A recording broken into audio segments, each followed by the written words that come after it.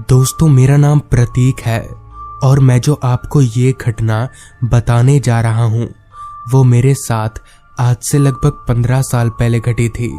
मेरा ट्रांसफर शहर से गांव के स्कूल में हुआ था। गांव का नाम था ब्रह्मपुर। नाम थोड़ा अजीब जरूर था, मगर वहां के लोग नहीं। वहां के लोग काफी अच्छे थे, मुझे काफी इज्जत देते थे और मैं भी उनसे उसी तरह काफी इज्जत से पेश आता था। ये घटना उस वक्त की है जब स्कूल में बच्चों की वार्षिक परीक्षा चल रही थी। परीक्षा के दिनों में टीचरों का काम काफी बढ़ जाता है। बच्चों के पेपर चेक करना उन्हीं में से एक काम है। इस काम में काफी ज्यादा वक्त लगता है। स्कूल में तो मैं पेपरों को चेक करता ही था, पर सारे पेपर चेक नहीं हो पाते थे, इसलिए मैं उन्हें घर ले आता था और आराम से घर पर फुर्सत से जांच करता था। ऐसे ही एक दिन स्कूल खत्म होने के बाद मैं सारे पेपर अपने घर ले आया और घर पर बैठकर जांच करने लगा। चेक करते करते दिन से शाम हो गई और शाम से रात का खाना बनाकर मैं खाकर सो गया। सोचा अगर बीच में नींद खुल गई तो उठकर काम निपटा लूंगा, वरना कल सुबह देखा जाएगा।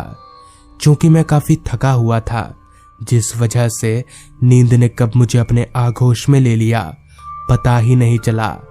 जैसा मैंने सोचा था ठीक वैसा ही हुआ। रात के करीब 2 बजे के आसपास मेरी नींद खुली। मैंने उठकर थोड़ा पानी पिया और वापस अपने काम पर लग गया। चूंकि अब पेपर थोड़े ही बचे थे तो काम भी 15-20 मिनट में खत्म हो गया। मगर अब दिक्कत वाली बात ये थी कि मुझे नींद नहीं आ रही थी।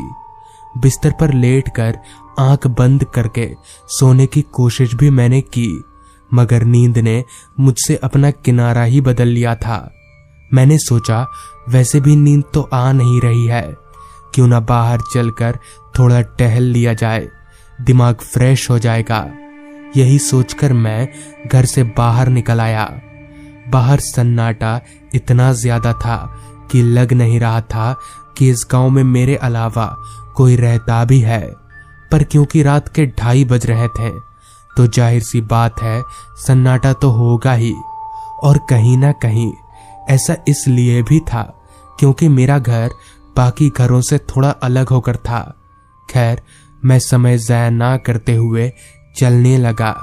हालांकि ठंड पूरी तरह से अभी आई नहीं थी, मगर फिर भी मुझे हल्की हल्की ठंड महसूस हो रही थी।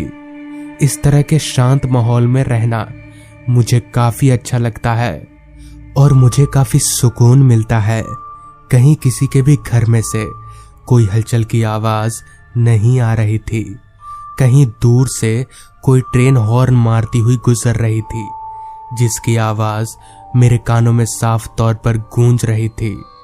अभी मैं चलते चलते आगे जा ही रहा था कि तभी मेरी नजर एक घर के बाहर खड़े एक अधेड़ उम्र के आदमी पर गई। वो आदमी उस घर के दरवाजे से थोड़ी दूरी पर खड़ा था। मुझे काफी अजीब लगा कि आखिर ये आदमी है कौन और इस तरह से घर के बाहर क्यों खड़ा है। कहीं ये आदमी कोई चोर वोर तो नहीं है। यही सारे सवाल उस वक्त मेरे जहन में उमड़ रहे थे। मुझे उस आदमी का चेहरा भी दिख नहीं रहा था, क्योंकि वो आदमी दूसरी तरफ मुंह करके खड़ा था। लिहाजा मैं वहीं पास ही में एक दीवार के पीछे छिपकर उस आदमी को देखने लगा कि आखिर ये करेगा क्या। अभी मैं उस आदमी को छिपकर देख ही रहा था कि तभी वो आदमी एकदम से पीछे आया और चलकर वहां से दूसरी तरफ जाने लगा।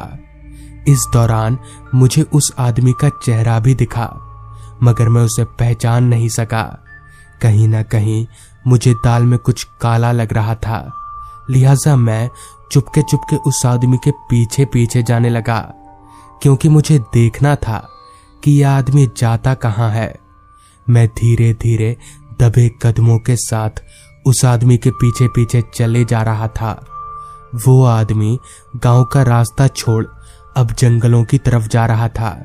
एक पल को रुककर मैंने सोचा कि आखिर इसका पीछा करूं या नहीं, मगर फिर सोचा कि देखना तो पड़ेगा कि आखिर ये है कौन और जाता कहाँ है। यही सोचकर मैं भी उस आदमी के पीछे पीछे जंगलों की तरफ जाने लगा। वो आदमी काफी तेजी से चल रहा था, जिस वजह से मुझे भी तेज तेज चलना पड़ रहा था। रात हर पल गहराती जा रही थी और साथ ही साथ ठंड में भी इजाफा होता जा रहा था। अभी मैं उस आदमी का पीछा कर ही रहा था कि तभी वो आदमी रास्ता छोड़ जंगलों के अंदर घुस गया। इस बार मैं थोड़ा घबरा गया कि क्या इस वक्त जंगल के अंदर जाना सही रहेगा। मुझे ये करना ठीक नहीं लगा, लिहाजा मैं पीछे मुड़कर वापस घर की तरफ जाने लगा। अभी मैं पीछे पलटा ही था कि तभी पीछे से मेरे कंधे पर एक हाथ आया। वो हाथ बर्फ के समान ठंडा था, इतना ठंडा कि कपड़ों के अंदर शरीर तक मुझे महसूस हो रहा था। मैं तुरंत पीछे पलटा तो पीछे का नजारा देख मैं दंग रह गया, क्योंकि ठीक मेरे पीछे वही आदमी खड़ा था जिसका अभी थोड़ी देर पहले मैं पीछा कर रहा था। मैं सुन्न पड़ चुका था। तभी उस आदमी ने कहा, अरे डरिए मत मास्टर जी, आपने मुझे नहीं पहचाना? वो घर जिसके बाहर में खड़ा था वो मेरा ही तो है। आप नहीं जानते मुझे, मैं तो बस अपने दूसरे घर जा रहा था। इस पर मैंने कहा, पहले कभी आपको इस गांव में देखा नहीं। इस पर वो आदमी बोला, दरअसल मैं बाहर काम करता हूं ना, कभी कभी अपने घर आ पाता हूं, इसलिए आपने शायद मुझे देखा नहीं होगा। मुझे समझ नहीं आ रहा था कि मैं क्या बोलूं। कहीं इस आदमी ने ऐसा पूछ लिया कि मैं इसका पीछा क्यों कर रहा था तो बेइज्जती हो जाएगी। इस वजह से मैं अपना सिर झुकाए चुपचाप खड़ा रहा। तभी उस आदमी ने कहा, मास्टर जी चलिए मेरे दूसरे घर पर। इस पर मैंने कहा, अरे नहीं नहीं, फिर कभी जाऊंगा, अभी काफी रात हो गई है। तभी उस आदमी ने कहा, अरे चलिए, तो दिन में मुझे कहाँ समय मिलेगा।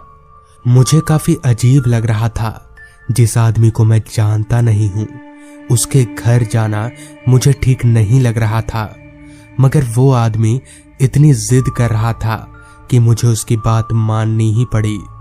जिसके बाद मुझे वो आदमी अपने साथ ले जाने लगा। वो जंगलों के अंदर मुझे ले जा रहा था, जो कि मुझे काफी अजीब लग रहा था कि आखिर किस आदमी का घर घने जंगल के अंदर होगा।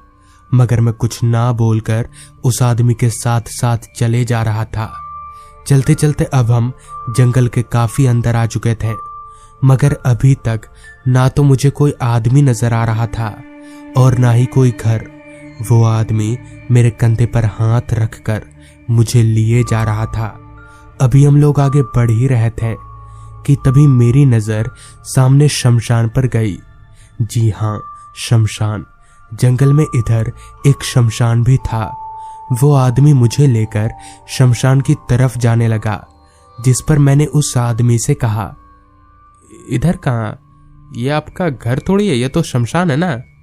तो इस पर वो आदमी बोला, यही तो मेरा घर है।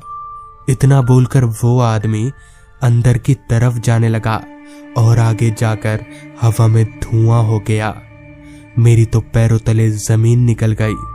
इस तरह से कोई आदमी गायब कैसे हो सकता है? मैं वहां से तेजी से भागा और सीधे घर आकर ही रुका। अगली सुबह मैं उस घर में गया जहां पिछली रात वो आदमी खड़ा था।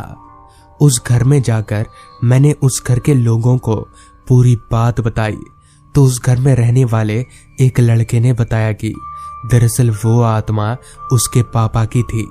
उसके पापा गांव से बाहर काम करते थे और एक दिन गांव लौटते समय ट्रेन हादसे में उनके पापा की जान चली गई।